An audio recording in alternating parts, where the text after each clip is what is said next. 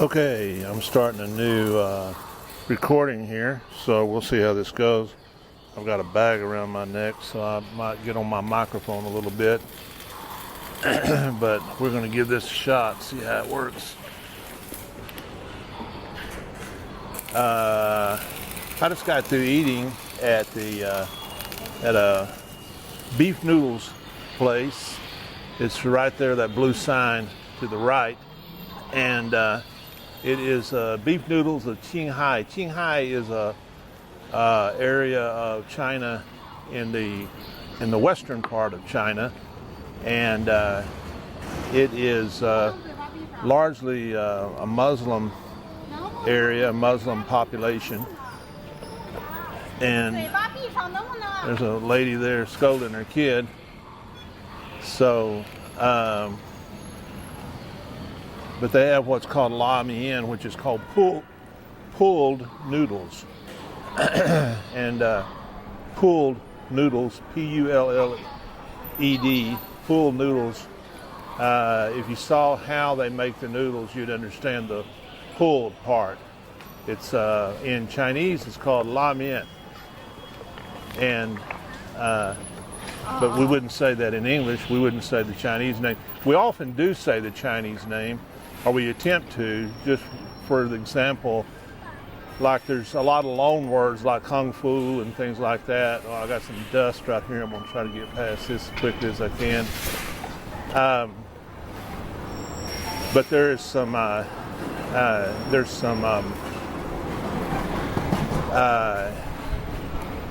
Chinese names that are what we call loan words. Kung fu would be one of those. Kung pao chicken is gong bao jiding in Chinese, and so it's part of it is a loan word. But anyway, that's not a loan word. La mian. Mian means noodles. So you think of chicken chow mein is probably Cantonese. My guess would be is that it's Cantonese, and it also means noodles. So when we think about chicken chow mein, this pronunciation is somewhat the same. So we're getting back on the underside, so you can see pretty good. You can see to the left there. I'm gonna go past these buses, but you can see to the left.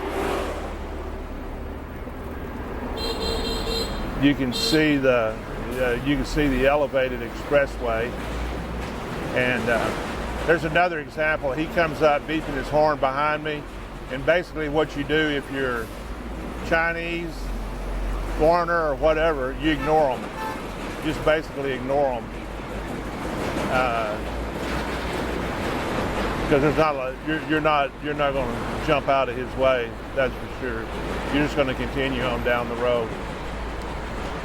But anyway, so I just had some la mian and full noodles, and then it's got beef slices in it, and it's kind of like a roast beef sandwich type beef.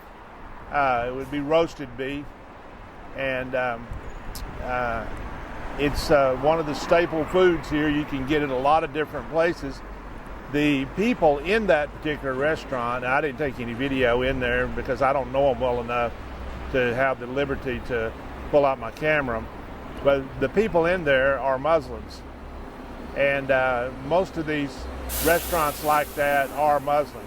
They don't serve pork at all. They serve no pork.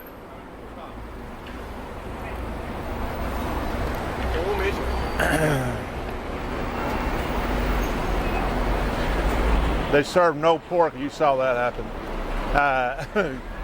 They serve no pork at all because they don't eat pork.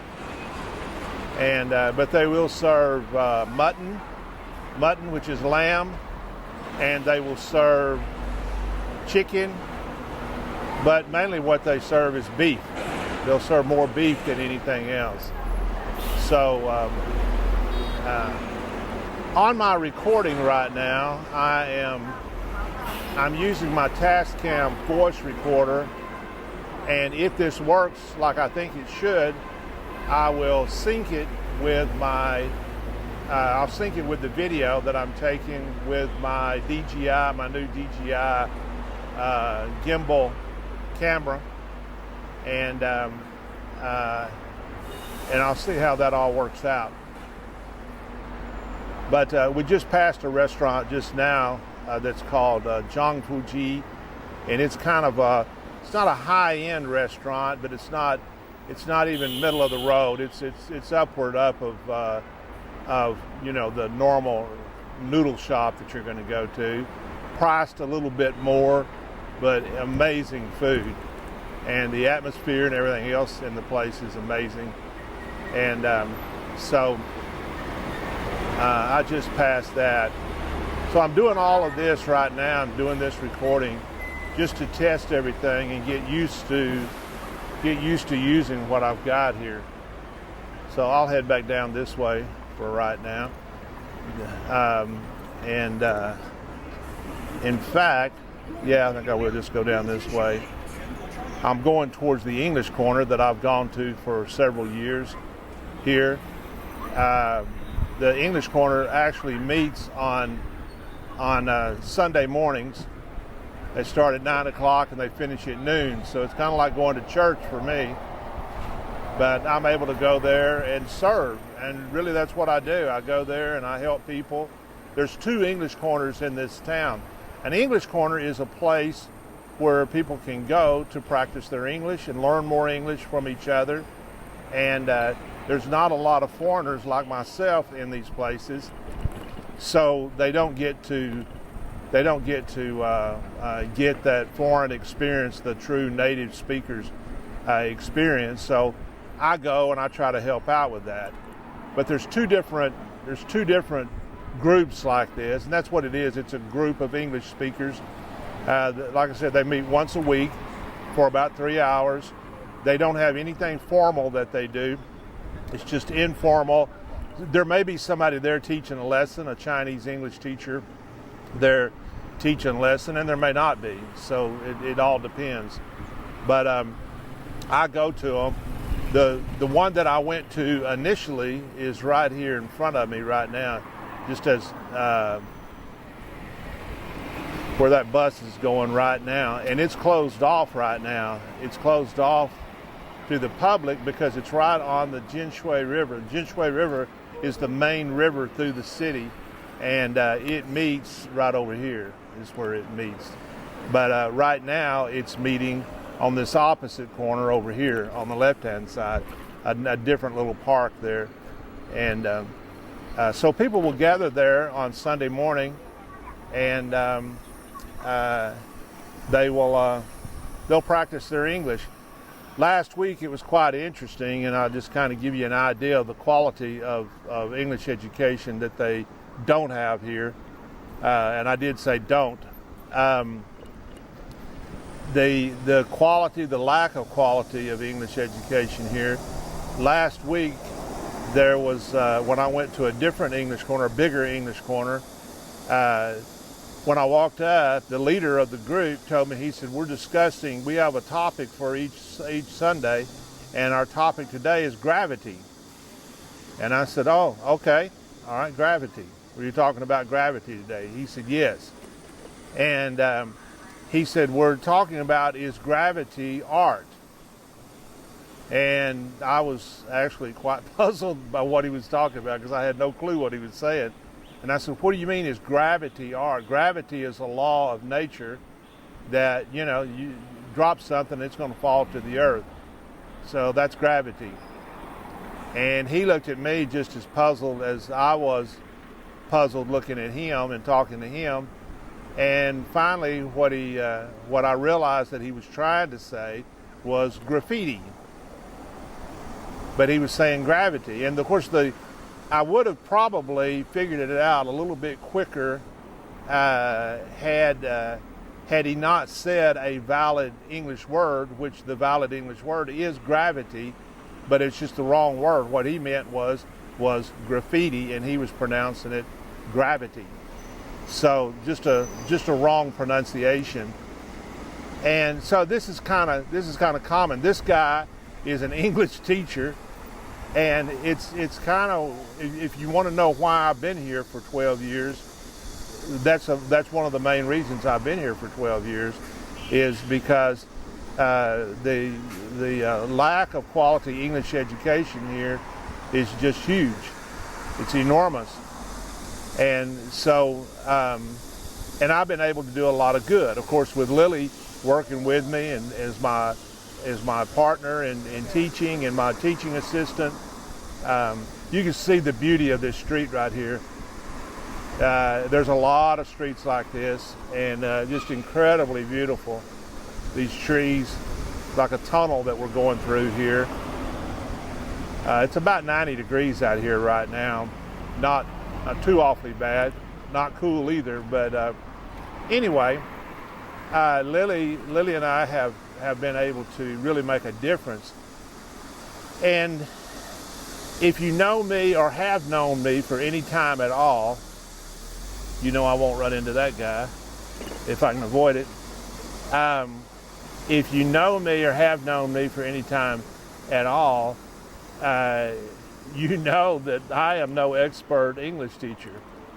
On the other hand, we've put students in Harvard, Yale, Princeton, and numerous other institutions. I visited with some folks the other night that are applying for Stanford. I had a student a couple of years ago that got accepted, and well, it's been about 5 years ago, I guess, and he got accepted and has already graduated from Cambridge. And so we're able to do this because of several things, and we get a lot of credit out of it, but you know, I have to be realistic about it and say that we have some excellent students. I mean, some really, really, really good students. And when we tell a student to do something, and we're teaching in the class, they listen and they'll do what we tell them to do. So when you've got students like that,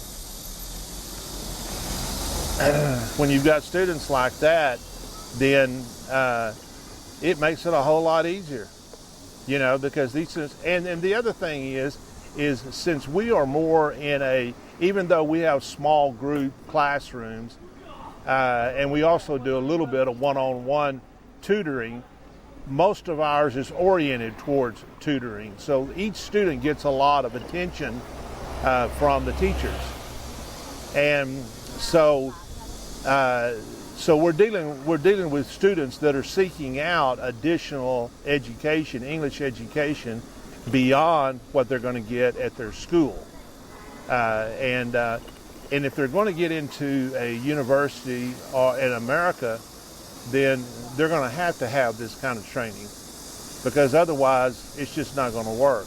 Because if they solely depend upon going to their public school or even a private school here and trying to learn English to the level of taking a SAT exam, it's not going to happen. I mean, it's just simply not going to happen. So we can take a student often that has a low score on an English assessment exam, such as the TOEFL exam or the IELTS exam, which are both internationally recognized English assessment exams for foreign students who are going into a native English-speaking country.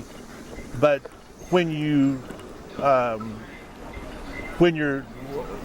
teaching students like that, they're generally our students will go from a very low score, and we can generally help them at least double their score. And much of the time, we're going to get them in the top 90%. We're going to get them we're going to get, like on a TOEFL exam, the top score is 120, and our average student gets 110. To give you perspective on that, the average international student at Harvard got 109. So we average 110. So we average at a average that's acceptable at Harvard University. And so all the other universities we don't need to talk about. We'll go right straight to the top and talk about Harvard. That's what we're able to do there. These other universities, it's relatively easy for us to get their English good enough to where they can get into other schools.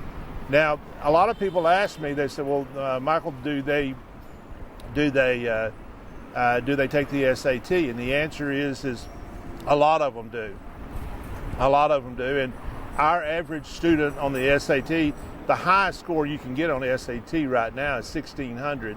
And our average student on the SAT will score 1,530. That's our average of all the students that we've had that's taken the SAT. And we've had a lot of them to take the SAT. So I'm running out in front of some cars, but I got to cross. I'm going to hope to not get hit by this truck. They're honking at me. At least they're not squealing their tires, stopping. But anyway, I hope my mother doesn't see this. So anyway, that's what we're able to do. We're able to help them get those scores that are high enough. So they want to go to these schools. Now, there's some students. One of the best students I ever had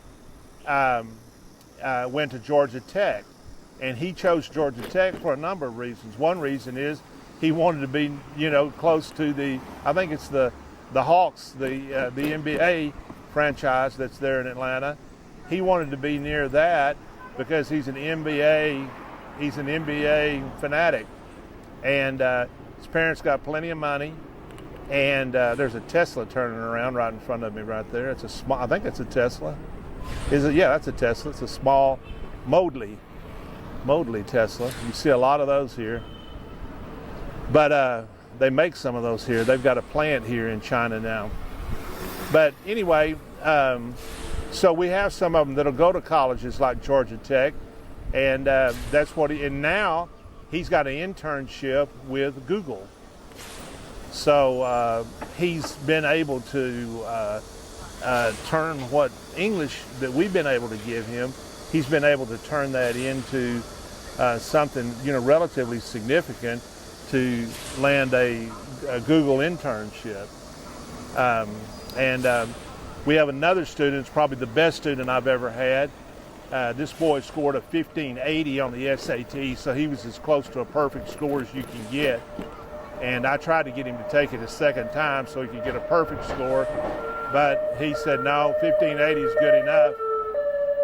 And he is now a instructor, and I don't know if you'd call him a professor or what you would call him, but he's an instructor. I think a graduate student, what do they call him, teaching assistant at UCLA. And he's just now entered into his preliminary.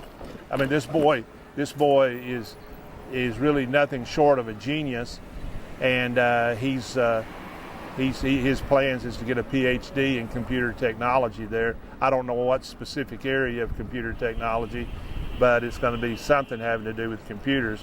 He's going to get a PhD there. So this is what we're able to do. This is why I'm in China. This is what I do in China, besides almost get hit by that Toyota. And pulling up beside this big bus right here. That's an electric bus because you don't hear any motor in it right now. You can hear the wheels. You can't hear the motor because there's an electric motor on that bus. Most of these buses have electric motors on them. So I think I've given this enough of a test run this morning, and I'm going to turn around and head back to my apartment and see what I can do with the footage that I've shot and the audio that I've got on here. But I'll continue to talk as we go along here because I want to take full advantage of this. It's lunchtime right now, so everybody's headed home, and you could be chatting with a person on WeChat here in China, and once it turns 12 o'clock, they're going to disappear. They're going to completely disappear because everybody eats at exactly 12 o'clock. Don't know what it is, but it's in their mentality. It comes 12 o'clock, they're going to eat. And so these people are all rushing home to get something to eat. There's a car behind me somewhere honking, but I don't see him. He's not behind me. He must have been someplace else. You'll see a car up here crosswise in the street over on the left-hand side there. And that's how they do. And he'll probably, okay, he's just going to pull out. He's going to pull out. He's in an Audi SUV. He's going to pull out, and that's kind of what you expect. Everybody, you know, makes room for everybody else. And like I said, they're somewhat passive aggressive. And to live here, I have to do the same thing. So we're heading back down the street where I live. You can see that their public transportation is quite good here. Buses. And now that one's a motorized bus because you could hear it when we went by. Right to the right here is a pizza place that I go to from time to time.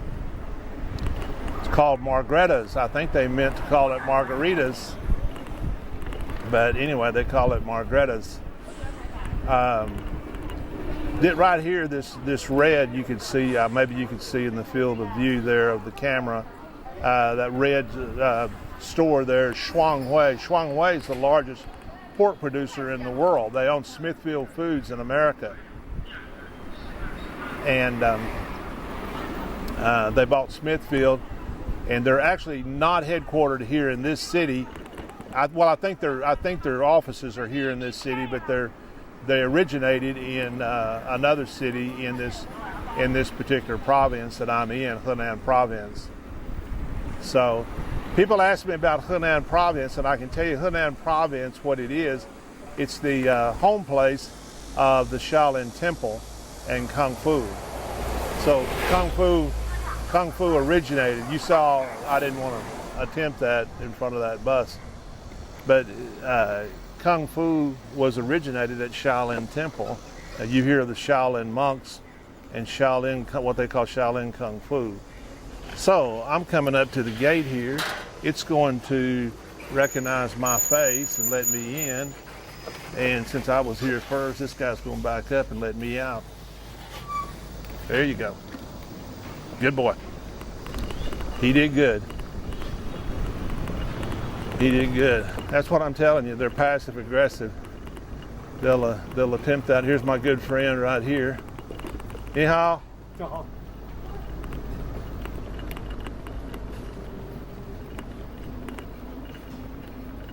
I don't see that too much, that guy giving me that hard look. I'm not pulling up there like that, but I was there first, and I'm the one that opened the gate, so I get to go in first. I'm going to stop the video now and head inside.